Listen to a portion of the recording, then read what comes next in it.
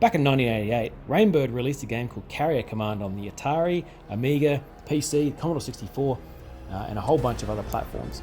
Carrier Command was a mixture of strategy and vehicle sim, which saw you piloting a carrier around islands trying to take them over and beat another carrier to the punch. It was met with general acclaim and remembered fondly to this day. Now Microprose are back with Carrier Command 2, a similar mix of game elements utilising retro-looking 3D and a VR version. I started with the flat, non-VR version and the results were pretty good. Actually, better than pretty good. The results were excellent. So I really enjoyed that. The combo of button pressing, the vehicle piloting and the strategy really hit the spot for me. So how did it translate to VR so far? Well, the outcome is a mixed bag. The scale of it is excellent. Standing on the bridge of your carrier and surveying the oceans and the islands around you is fascinating. The scale is brilliant. The waves rise and fall, and the deck of the carrier surges up one wave before crashing down the other side. Very majestic. Overall, getting around and checking things out is quite cool.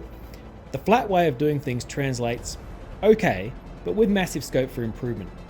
Something the development team have indicated they are willing to do, and judging by their efforts so far, will do. There are already some patches, and there are already a few bits that they've promised have made their way into the game. Nothing major yet.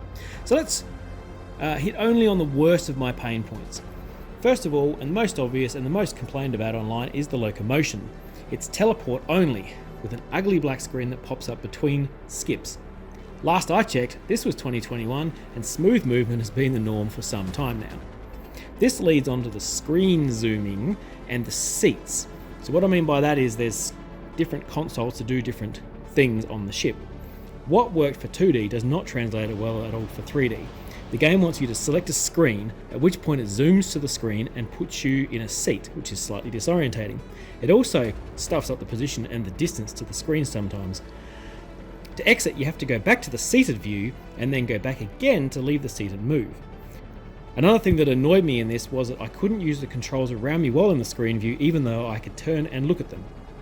Speaking of controls, I envisage grasping each control and hitting them, manipulating them, holding with hands, etc., just like you do in VTOL VR.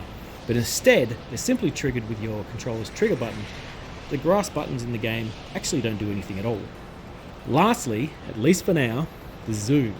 There is no way to zoom while standing on the bridge or using the cameras, which is something I did all the time in 2D.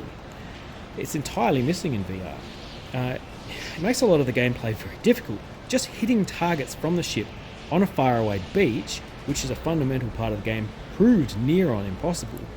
The devs have commented on this, and I've read it on the issue tracker. They've said that it's not allowed in VR games. They're not allowed to change what would be a player's point of view, and they are looking into this to see if they can do something with 2D. So, in summary, despite all the gripes, I'd say that Carrier Command 2 VR has great potential when you consider the killer feature of co-op, and you can co-op with people in VR and people who are in the 2D version.